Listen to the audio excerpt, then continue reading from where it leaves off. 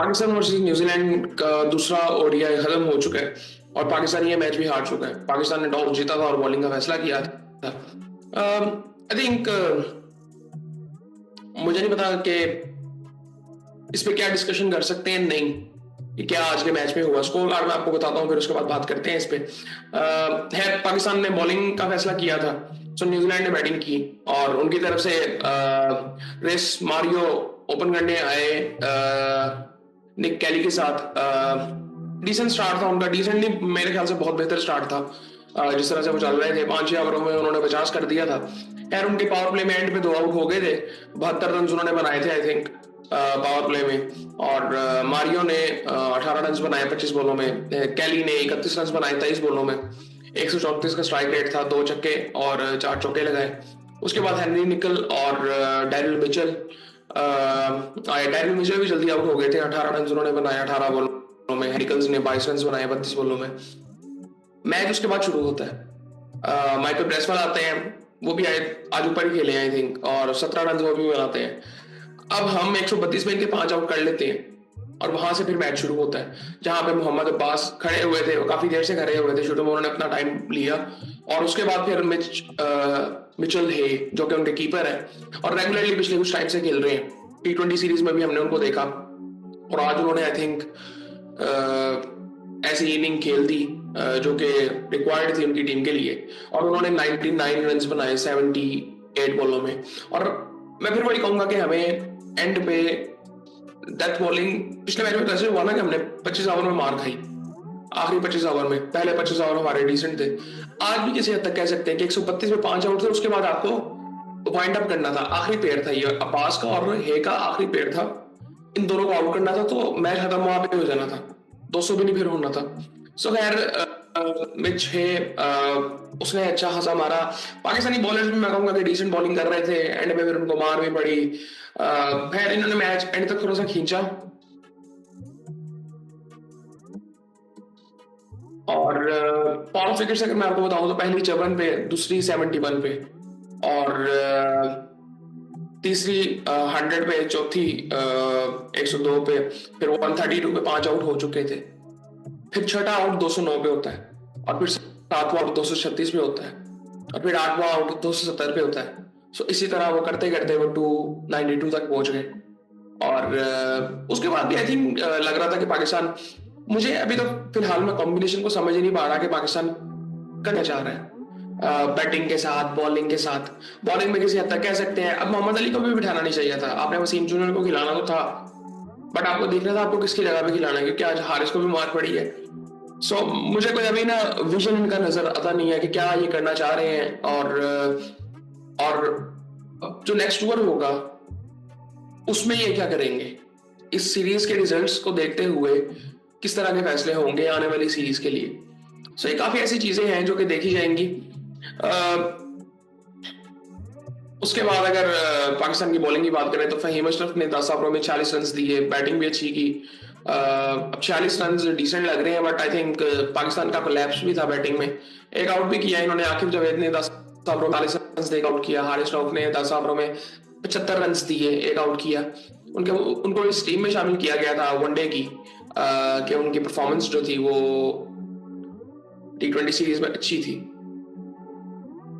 पता नहीं ये कैसा फैसला था, बट मैं वही एक चीज कहूंगा कि विजन क्या है, क्या हम करना चाह रहे हैं, वो किसी को कुछ नहीं पता, पता नहीं किसको पता है।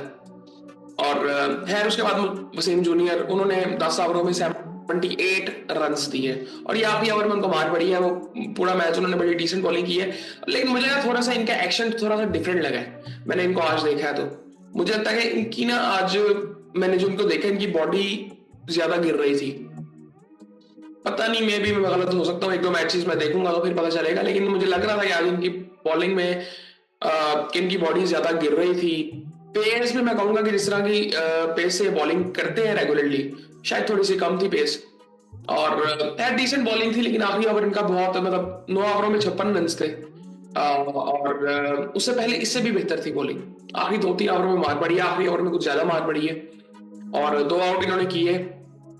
सुफियान नकीम ने अच्छी बॉलिंग की, सुफियान भी अच्छी बॉलिंग कर रहा था। पूरे मैच में उसने अच्छी बॉलिंग की। 5 ओवर में आई थिंक उसने पहले तो शुरू में उसने स्कोर उसने रोक दिया था, वरना जिस तरह से उन्होंने स्टार्ट किया था 10 ओवरों में 33 रन उसने दिए, 2 आउट किए। अब यहाँ पे अगर आप देखेंगे ना, अब सुफियान की परफॉर्मेंस है, बट मैं फिर भी इस हक में नहीं हूँ। अब ये जितने प्लेयर्स खेल रहे हैं ना, नहीं, ये कोई परफॉर्मेंस की बेस पे नहीं खेल रहा, ये सब टैलेंट की बेस पे खेल रहे हैं कि रॉ टैलेंट हमें नजर आया और हमने टीम में डाल दिया। इवन आकिफ को आप देख लें, आकिफ एक बेहतर चॉइस हमें नजर आई थी और उसको हमने डालना तो था। अब ये मिसाल ठीक नहीं है आकिफ की, इस लिहाज से कि वो ज्यादा रफ है, अभी रॉ है। अब उसको भी आप देखेंगे, मुझे कई दफा लगता है कि उसका कंट्रोल बहुत ना कई दफा लूज वो कर देता है, इस तरह वो वाइड करता है और बड़ी वाइड करता है, फिर फिर पांजा होने के चांसेस ज्यादा होते हैं। खैर इसी तरह पाकिस्तान बैटिंग के लिए आता है और इमामुल हक आज खेल रहे थे, उस्मान इंजर्ड थे। मुझे ना समझ नहीं आती एक चीज की कि यार पता नहीं क्या फिटनेस इनका लेवल है, कि ये सिर्फ उस्मान की बात नहीं है, मैं हर सबकी बात कर रहा हूँ। हमारे प्लेयर्स के साथ ऐसे क्यों होता है कि यार आप एक इनिंग खेल लो और आप इंजर्ड हो जाते हो विदाउट एनी परफॉर्मेंस, पता नहीं क्या ये वजह है। खैर उसके बाद अब्दुल्ला शफीक और इमामुल हक का है, और अब्दुल्ला शफीक पे जो चीज फर्ज थी वो उस तरह से आउट होते हैं, और मुझे इनकी समझ ही नहीं आती। असल में मसला हमारा माइंडसेट का मसला है, जो कि हम तब्दील कर ही नहीं पा रहे। अभी एक इंटरव्यू आया था रिजवान का, फखर जमान का, नसीम शाह का, उसमें रिजवान ने साफ साफ कहा है कि यार हमारा जो मतलब मेरी जो बाबर के साथ कम्युनिकेशन है वो किस तरह से होती थी, वो उन्होंने पूरा उसको एक्सप्लेन किया। जो बातें मीडिया पे कुछ सेंसिबल लोग करते थे, मैंने भी शायद की हैं, और वो यही थी कि माइंडसेट का मसला है। उन्होंने कहा जी हमारा माइंडसेट ये था कि और यही है, ये नहीं उन्होंने कहा कि हमने अब तब्दील करना है इसको। उन्होंने कहा कि शुरू में हमने सेटल हो जाना है, फिर उसके बाद हम बॉलर को चूज कर लेते हैं, शुरू में हम उसको मारते नहीं। ये बातें जरा सुने, ये बातें कितनी बिलो एवरेज टीम की बातें हैं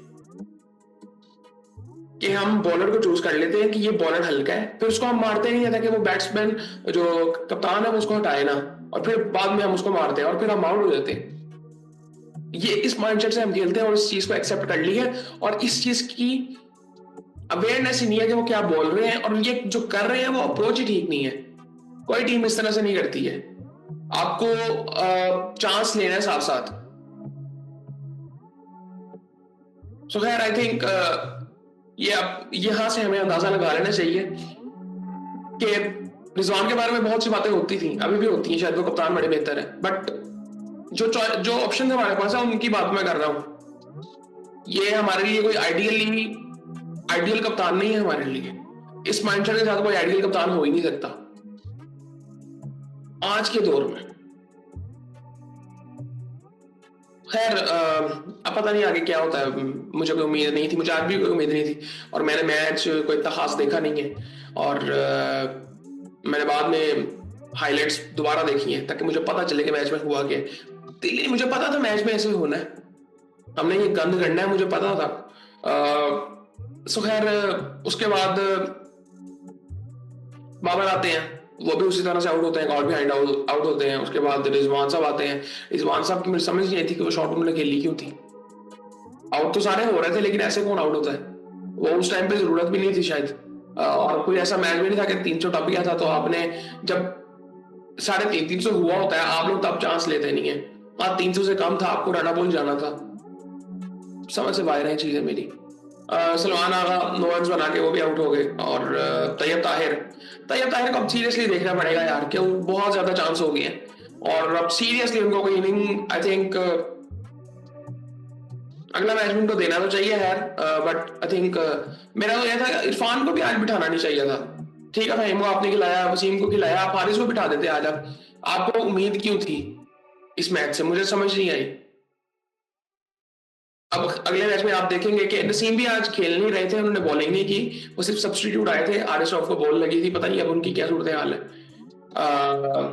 उन्होंने भी अच्छी खासी मार तो खाई है आरिस रऊफ ने आज, और जिस तरह नसीम शाह साहब ने 50 की और फिर बैट दिखाया आवाम को कि जी बस पता नहीं हम मैच जीत गए थे मेरे ख्याल से। भाई मैं उसने अच्छी इनिंग खेली, 73 रन उसने बनाए, और आई थिंक मैं ये कहूंगा कि ना ये जो सारी चीजें हम देखते हैं ना अपनी टीम में, इसकी मैं एक वजह आपको मैं पहले भी बता चुका हूँ, ये इसमें कोई ऐसी नई बात नहीं है, और बहुत से लोग शायद बात कर भी चुके हैं। ये कॉन्फिडेंस की कमी है। कॉन्फिडेंस आता है परफॉर्मेंस से, और परफॉर्मेंस पे कोई नहीं खेल रहा, बड़ी सीधी सी बात है, ये कोई परफॉर्मेंस पे नहीं खेल रहे।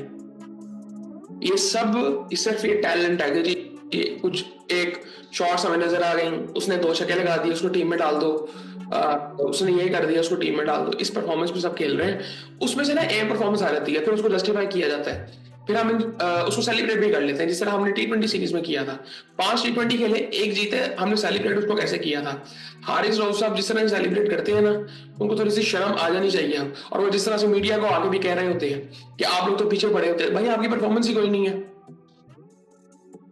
ये कुछ भी नहीं बात है। इसके अलावा जो चीजें होती हैं जो कि मीडिया में खुल के आती भी नहीं है, इनकी तो शायद टीम में जगह भी नहीं है। वो एक परफॉर्मेंस इधर जो है ना, ये जहां पे ये खेल रहे हैं, इधर हर फास्ट बॉलर को अच्छी बॉलिंग करनी चाहिए। ये कंडीशंस फास्ट बॉलर्स को सूट करती हैं। उनके सी टीम उनकी खेल रही है, उनके बॉलर्स को देखें, उनका कोई एक्सपीरियंस नहीं है इतना ज्यादा, बट उनकी परफॉर्मेंसेस तो आप देखें। और ये इन्होंने हारिस रऊफ साहब ने रिसेंटली एक चीज कही थी कि जी वहां पे आके ना हमसे पूछते हैं, वो फिर बेवकूफ बॉलर है जो आके आपसे पूछते हैं कि वहां पे बॉलिंग कैसे करनी है, क्योंकि आपकी परफॉर्मेंस तो एशिया में भी नहीं है। सो खैर मुझे लगता है कि जो मैंने आज एक अच्छा फैसला ये किया था कि मैंने सही तरह मैच ही नहीं देखा।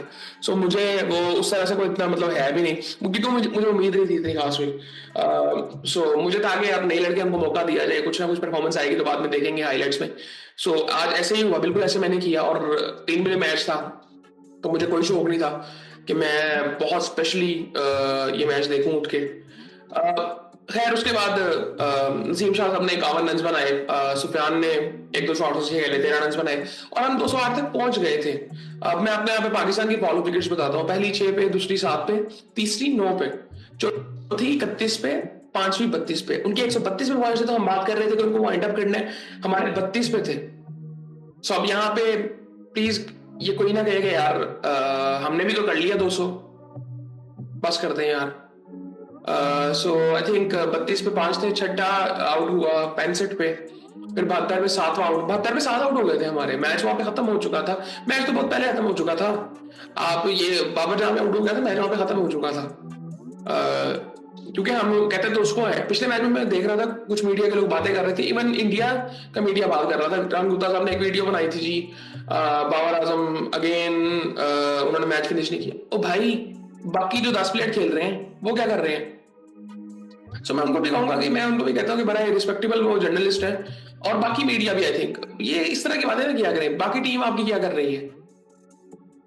विराट कोहली की जो बात करते हैं, वो जिस वक्त वो परफॉर्म नहीं करता था, बाकी 10 लड़के परफॉर्म करते थे पिछले 10 सालों में, इसलिए उनकी टीम अच्छी रही है।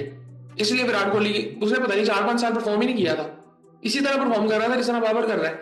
लेकिन बाबर के इर्द गिर्द, बाबर के पास ना धोनी है, उसको किसी ने नहीं बनाया, वो खुद ही वो जिस तरह वो बस इधर से उधर थप्पड़ थप्पड़ खा खा के इधर वो पहुंच गया। ना उसके पास वो टीम है, और ये हो भी नहीं सकता, ये पॉसिबल भी नहीं है। और अब जो उसका माइंडसेट होगा, मेरे नहीं ख्याल से पता नहीं कुछ अब यहाँ पे कोई ना, पता नहीं कुछ अजीब सी उसके साथ कुछ चीज होगी कि उसका माइंडसेट चेंज हो, जरा वो जरा प्रेशर उसके अंदर से निकले कि यार बस यार मैंने किसी को प्रूव नहीं करना, और मैंने जस्ट परफॉर्म करना है टीम के लिए। पता नहीं कैसे होगा ये, मुझे नहीं पता। लेकिन आई थिंक कोई उम्मीद अभी नजर आ नहीं रही कि टीम का किसी भी तरह से माइंडसेट नजर आए चेंज होता हुआ। रिजवान ने जो कह दिया, आई थिंक वो उस चीज को वो जस्टिफाई करने की कोशिश करते हैं कि हम ये कर रहे हैं, आप जो समझ रहे हैं वो ठीक समझ रहे हैं, और हम ये कर रहे हैं, और हम इस चीज को आई थिंक पूरी तरह से एक्सेप्ट भी करते हैं, और हम इस चीज को सही भी समझते हैं। सो इससे हम अंदाजा लगा लें कि कुछ तब्दीली आने वाली नहीं है। सो खैर उसके बाद ये सूरत हाल थी। 208 रन हमने बना लिए। 9 ओवर अभी हमें पड़े हुए थे, 9 ओवर पड़े हुए थे आई थिंक अभी। और पिछला मैच उसमें भी हम ऑल आउट हुए थे, इसमें भी ऑल आउट हुए, और अगले मैच की भी उम्मीद कुछ ऐसी है, कोई ऐसी खास उम्मीद नहीं है कि हम पता नहीं क्या कर देंगे अगले मैच में। खैर न्यूजीलैंड की बॉलिंग की बात करें तो विल रॉक ने 8 ओवरों में 19 रन, सिर्फ 19 रन दिए और 1 आउट किया। और जैकब डफी ने 8 ओवरों में 35 रन देके 3 आउट किए। ये तो हमारे आई थिंक पीछे पड़ा हुआ है बेन सीयर्स। मुझे ये बड़ा अच्छा लगा बेन सीयर्स यार, ये मुझे T20 में मैंने इसका स्पेल देखा था, बड़ा जबरदस्त था। इसने भी 5 आउट किए हैं, तकरीबन 10 ओवर इसने कर लिए थे। 59 रन भी इसने दिए, बट इसने 5 आउट किए। नेथन स्मिथ ने 10 ओवरों में 53 रन देके 1 आउट किया। माइकल ब्रेसवेल ने 6 ओवरों में 29 रन दिए, कोई आउट नहीं किया। सो ये सूरत हाल थी मैच की। सो उसके अलावा आई थिंक एक दो बातें हो रही हैं यार, वो क्या कहते हैं, एक तो ये इंटरव्यू की बातें चलती रही हैं 2-3 दिन से, और उसके बाद एक वो इनका भी है, ये इंग्लैंड ने बैन किया पाकिस्तानी ये कोई मैनेजर है प्लेयर्स का। मैं इसके बारे में पहले कई दफा बात कर चुका हूँ कि मैनेजर्स प्राइवेट होने नहीं चाहिए। ये पीसीबी को चाहिए एक इदारा बनाए, पीसीबी बाकी काम नहीं कर रहा, पीसीबी ये कहां से कर लेगा। सो ये इदारा एक बनाना चाहिए जहां पे ये जो इनका सोशल मीडिया ये सारा कुछ है ना, प्लेयर्स को मैनेज ही पीसीबी के अंदर करना चाहिए। दुनिया में ये होता है तो कम नहीं है, होता नहीं है, मैंने देखा नहीं वैसे कहीं पे होता है। आई थिंक किसी स्पोर्ट में अगर होता है तो आप मुझे बताएं। मैं समझता हूँ कि ये जो गवर्निंग बॉडीज है ना, इनको मैनेज करना चाहिए। अब ये वो पाकिस्तान को बैन कर दिया उसने, आई थिंक कोई उल्टी सीधी हरकत की है, और ये चीजें देखे ना शर्मिंदगी सिर्फ होती है कि पाकिस्तानी हरकतें कर रहे हैं, और वो कई लोगों की आधी टीम इसके पास है। वो जो पहले बात की जाती थी ना कि आधी टीम, वो सारी टीम उसके पास है, वो एक जो कॉर्पोरेशन की बात की जाती थी, साया कॉर्पोरेशन, वो, और ये आधी टीम इनके पास ही है, साइम अयूब इनके पास है, और पता नहीं कितने प्लेयर्स इनके पास है। मैं इनका देख रहा था रिकॉर्ड, प्लेयर्स के साथ ही ऐसे होते हैं, पता नहीं क्या है जिस तरह, और आई थिंक ये हरकतें इनकी हो रही होती हैं। और वहां पे ये हुआ असल में ये था कि किसी प्लेयर की बात की जा रही थी वहां के किसी कोच से कि आप उसको डालें, सो उसको कुछ ऑफर किया गया फिर, और वो उसने फिर रिपोर्ट कर दिया उनके बोर्ड को, ईसीबी ने फिर बैन कर दिया इनको, और फिर पाकिस्तान बदनाम हुआ। इनका क्या गया है? इनका कुछ नहीं गया। ये प्लेयर्स को खुद सोचना चाहिए, ये चीजें बड़ी सीरियसली देखें जरा। उनको भी इतनी अवेयरनेस तो है नहीं। सो खैर ये मसले हमारे यहाँ पे चलते रहते हैं, और आईपीएल भी चल रहा है, पीएसएल शुरू होने वाला है, लेकिन आई थिंक वो इंजॉयमेंट पाकिस्तान क्रिकेट मुझे मेरी समझ से बाहर अभी क्या हो रहा है। मैं भी कुछ ऐसा स्विच आए पीएसएल के बाद, हो सकता है आ सकती है ये चीजें, क्योंकि एक माइंडसेट चेंज होता है जब एक नया टूर्नामेंट आता है। एंथम आई थिंक आज ही आएगा एंथम, 5 बजे आई थिंक लॉन्च होगा एंथम। प्रमोशन आई थिंक काफी अरसे से शुरू हो गई हुई है, जल्दी शुरू हो गई थी इस दफा, जो कि अच्छी बात है। और बाकी आई थिंक ये सूरत हाल थी। अब एक मैच पाकिस्तान वर्सेस न्यूजीलैंड का, ओडीआई का, और उसके बाद फिर देखते हैं क्या होता है। मुझे कोई उम्मीद नहीं है, और मैं ये कोई चीज नहीं चाहता कि ऐसी कोई परफॉर्मेंस आ जाएगी जिस बेस पे ना हम अपने फैसले जो आज हम सोच रहे हैं वो तब्दील हो जाए, कि जो एक चेंज आ सकता है वो आए ना, वो उस एक परफॉर्मेंस की वजह से। तो मैं ये बिल्कुल भी नहीं चाहता। और बाकी आई थिंक दूसरी एक चीज ये जो हमारे बॉलर्स की बात की जाती है ना, मैं एक चीज आपको बताता हूँ, वो पैशन आजकल है ही नहीं। ये जो हम बॉलर्स की बात करते हैं ना, इससे घटिया विकेटें पहले होती थी, और उस पर बॉलर्स बॉलिंग करते थे। इवन पाकिस्तान में भी ये हम जो नए बॉलर्स को अपने देख रहे हैं, वो पैशन ही नहीं है, वो दुख होता ही नहीं है उनको। आई थिंक बाकी आई थिंक नसीम शाह ने आके कहा था, जी हमें आपसे ज्यादा दुख होता है भाई, तो फिर आप परफॉर्म करें ना, आपके हाथ में बॉल है। सो आई थिंक इस तरह की काफी बातें हो सकती हैं, बट मैं वही बात करूंगा कि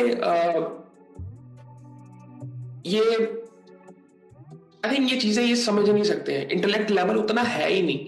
आप किसी प्लेयर को पाकिस्तानी प्लेयर से मैच ही नहीं कर सकते। ये हम कहते हैं ना कि हम करीब करीब देखें, गोरों को तो साइड पे कर देना, उनका तो माइंडसेट ही डिफरेंट है ना, क्लोज चले जाए। अफगानिस्तानी जो प्लेयर्स हैं उनका माइंडसेट भी अब बेहतर हो रहा है, बट उनसे भी कंपेयर हमें भी करना नहीं चाहिए। अब इंडिया के पास इंडिया से भी हम नहीं कर सकते, बट मैं सिर्फ इस लिहाज से कह रहा हूँ कि हमारा कल्चर काफी हद तक सेम है, लेकिन हमारी ग्रूमिंग देखें, हमारा इंटेलेक्ट लेवल देखें, और डिफरेंट है, बहुत ज्यादा डिफरेंट है। विराट कोहली को देखें, किस तरह उसने कैरी किया। वो उसकी सिर्फ उसके स्टैट्स नहीं है, स्टैट्स कई प्लेयर्स के बेहतर होंगे उससे, बट उसकी ग्रूमिंग, उसका इंटेलेक्ट लेवल। रोहित शर्मा को आप देखें, बाकी प्लेयर्स, कई प्लेयर्स ऐसे आप देखें, एमएसडी, उनके बारे में तो क्या बात करनी है, सबको पता है उनके बारे में। और आजकल उनके बारे में काफी बात हो रही है वैसे कि वो डिसीजन मेकिंग जो उनकी है कि वो लेट काफी आ रहे हैं, उस पर काफी हो रही है, जो कि आई थिंक किसी हद तक ठीक लग भी रहा है, लेकिन आई थिंक अभी टूर्नामेंट काफी बड़ा हुआ है। सो मे बी ये चीजें होती हैं जब ऐसे फैसले होते हैं ना कि यार, मैं अगर मैं सोचूं एक डिफरेंट एंगल से, जिस तरह से अभी लोग देख रहे हैं कि यार उनको ऊपर आना चाहिए, टीम को जीतना चाहिए, एक एंगल तो ये बिल्कुल ठीक है, इसके बारे में मैं बात कर चुका हूँ। एक दूसरा एंगल भी है कि यार बाकी प्लेयर्स को कॉन्फिडेंस दिया जाए, क्योंकि अभी हमारे पास मौका है, अभी बहुत लंबा टूर्नामेंट पड़ा हुआ है, और अगर इन 2 मैचेस में से एक प्लेयर भी आपको ऐसा मिल जाता है, उसको कॉन्फिडेंस आ जाता है कि मैं यहाँ से मैच जिता सकता हूँ, तो फिर वो सपोर्ट जो टीम को मिल जाती है, सो वो काम पूरा हो जाता है फिर। तो शायद इस वजह से हो सकता है, मैं ये नहीं कह रहा कि ऐसा ही माइंडसेट उनका भी होगा, बट ऐसा हो सकता है। सो बाकी आई थिंक पाकिस्तान के मैच की अगर बात करें तो एक मैच है, उसके बाद जरा मेरे ख्याल से यार थोड़ा सा हमारी जो मेंटल हेल्थ है थोड़ी बेहतर होगी, क्योंकि पीएसएल शुरू हो जाएगा। यहाँ पे तो चीज नेगेटिव नजर आ रही थी, वहां पे सारी टीमें अपनी हैं, एटलीस्ट थोड़ा सा जरा मेंटली आई थिंक सुकून मिलेगा थोड़ा सा। तो देखते हैं फिर, पीएसएल भी शुरू होने वाला, आईपीएल भी चल रहा है, और बाकी फिर आपसे बात होती है।